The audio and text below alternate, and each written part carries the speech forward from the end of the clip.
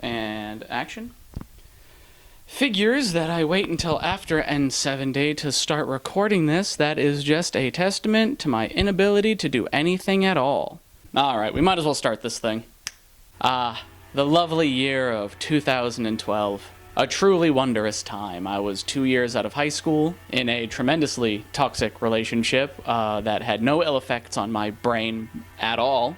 Gone were the halcyon days of old, where all I was doing was sitting around and crushing pussy. And granted, it was also an incredibly slow news year, where nothing happened at all. Nothing. Oh, and there were also video games. Some of them really, really, really good. Some of them also existed. But there was obviously one game that stood out above all the rest. Clearly because the name of it is right here in the title. Yes, the year 2012 also brought on the finale to the greatest video game trilogy of all time. That game was Mass Effect 3.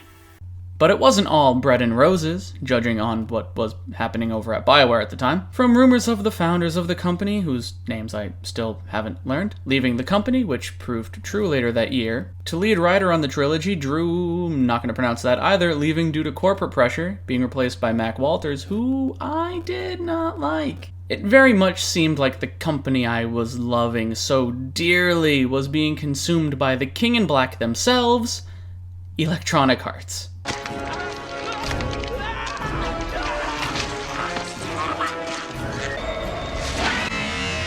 But really, I was very much unaware of the things that were going on at BioWare at the time because EA made sure that we were all looking the other way.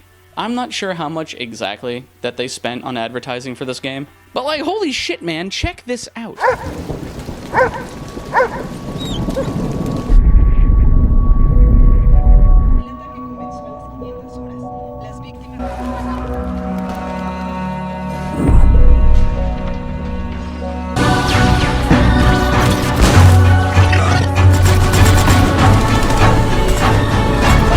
Something else. They really put their entire bio-wussy into these advertisements. Do you know what I mean? EA had this shiny new toy and they were going to make sure that everybody on the playground looked at it. And much like an envious schoolboy, it worked on me. I wanted that toy. Give me that fucking toy, EA. I'm going to steal your lunch money. My level of excitement was palpable. You could simply feel it in the air around me.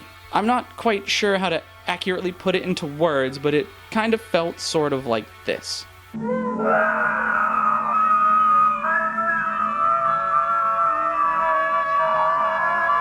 And then I got my hands on it.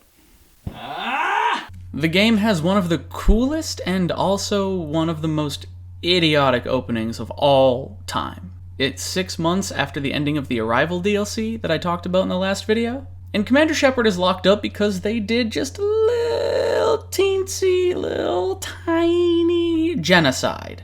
Honestly, I do hate this intro. Not the being locked up part, but the timing of it. I feel like they should have stretched it to a year, maybe 2, instead of the 6 months, because when you find out that literally no one made any preparations to the oncoming threat, I feel like waiting longer would have made that moment hit harder. If these fucking kids could shut the fuck up for 10 fucking minutes, that'd be great. Alright. But it doesn't really matter in the end because shit immediately goes to hell. And we go from like a very cool game intro to like the most Michael Bay ass shit I've ever seen.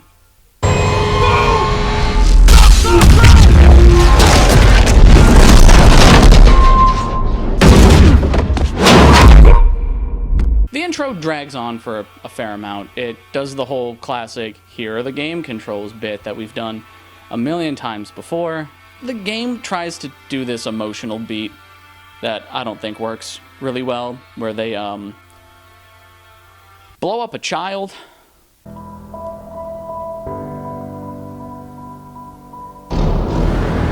Yeah, okay, hurry it up. Yeah, okay, yeah, don't care. Alright, let's go. Blow up. Thank you.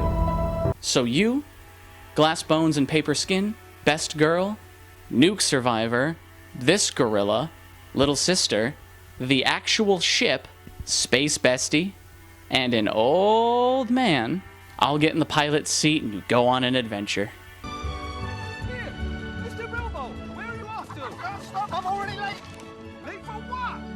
I'm going on an adventure! Wait! And I'll talk about that adventure a little later on, because they did a lot of things differently for this game, and I think we should talk about that first. For example, the gameplay. When the first game came out, it wasn't a shooter at all. What it really was an RPG disguised as a third-person shooter, and the gameplay reflected that. The second one was very much RPG adjacent, but the gameplay was smoother, and I felt like it was a good step in finding balance between the two. This is just Gears of War. I hate this. This is annoying. Another thing I was iffy on at the time was the war room and the readiness level. On the surface, and for the plot, I get it, but a lot of choices made in earlier games, things that they said would have an impact, mostly just appear as numbers on a screen. It just feels hollow. One thing I actually really liked, and I'm shocked that I'm saying this, was the multiplayer. It fucking rules. Just you and 3 others fighting off wave after wave of enemies like a horde mode. And it isn't just a tacked-on addition, it affects the readiness level if you play it enough, which makes it feel like an actual active conflict, makes it feel alive. Another thing I really loved about the game is how they utilized squad mates from Mass Effect 2. In missions where they show up, all of those moments feel really, really cool. And it feels like startlingly well planned out, because every character's arc kind of has a very significant conclusion. For example, Jack kind of finally finding peace within herself, and then she goes on to teach other people with biotic powers how to utilize them. I mean, she even grew hair. That right there is a sign of character development. And honestly, even the boring characters like this one and this one kind of get really, really cool moments. And this is all provided that they, survived the suicide mission in Mass Effect 2. Because those missions are, drastically altered if those characters died. Which, honestly, I think is, a very cool thing. Okay, so now we can talk about the plot. The actual plot of the game is fine. I don't hate it. I don't hate all of it. But it does feel incredibly one note. You essentially have to assemble the team again, but this time, instead of it being this big, it is now this big. It's not people you're recruiting, it's entire species. Which on paper feels really cool, but let's be real, it is what the first game did. Except this time we're doing it to not fight this, but to fight this. Which I get. There's also a magic win button, because of course there is in stories like this, and it just feels very basic. It's cool to see how all of these individual components come together at the end, but it is incredibly shallow. I will say this, though. For as much hype as the Reapers got over the course of 3 games, the payoff is fucking incredible. These fucking squids are terrifying. They are exactly the threat that the games are selling them as. Just these looming, hulking, gigantic, unstoppable, borderline unkillable entities. And they are just absolutely decimating the galaxy at a snail's pace simply because they can. Oh, you're minding your business on a planet just chilling like nothing's going wrong. Nope. Nope.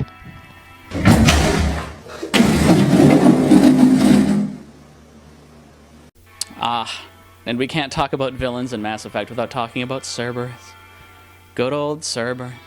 They are an incredible secondary villain. The Elusive Man is back, voiced by Martin Sheen. Fuck yeah. The Alliance has known about the archives for more than 30 years.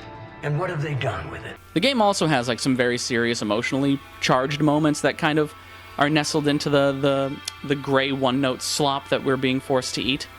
For example, the characters Thane and Mordin both have really, really fantastic ends to their character arc. I specifically remember watching Mordin sacrifice himself for the first time, saving a race of aliens that hate his own people. And I remember watching that and I just wept. I wept like I was watching Homeward Bound for the first time again. If you know, you know.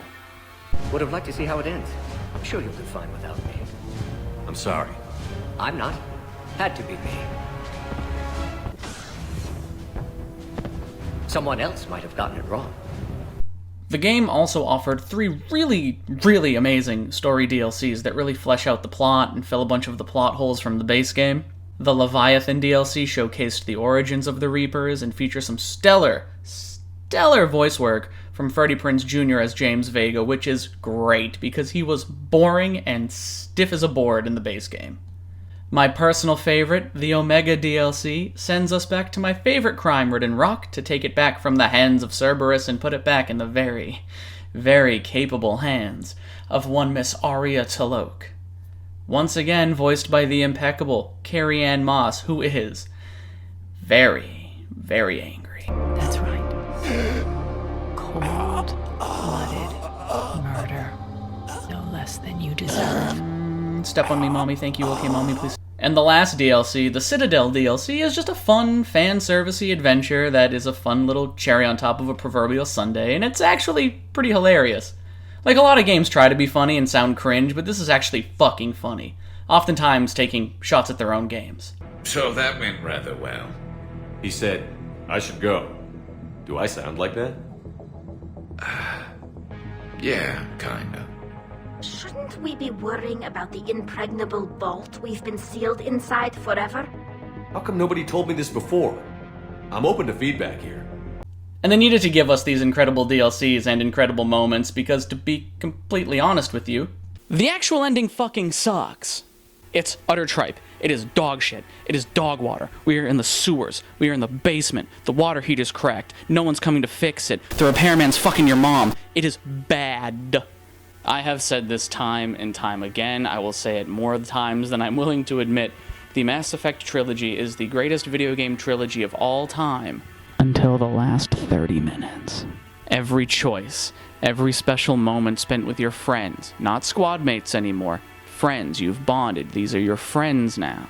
Every romantic encounter, every sacrifice, every bullet fired in service of the greater good in destroying the Reapers. And to seemingly end this cyclical galactic threat, all boils down to going left, right, or straight down the center. There is absolutely zero nuance to this ending. Control, destroy, synthesis. Christ, they even color-coded it too, like red, green, blue. Like, it is literally the color settings on an old TV. Jesus Christ, it's like they think we're morons. They have to hold our hands through this whole ending like we've been eating chalk in remedial English for like the past 3 years. Like we're stupid or something. I have spent my entire young adult life playing Mass Effect. Literally. I started playing this game when I was still in high school.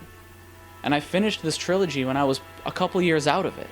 It's a fundamental part of who I am. It's part of me forever.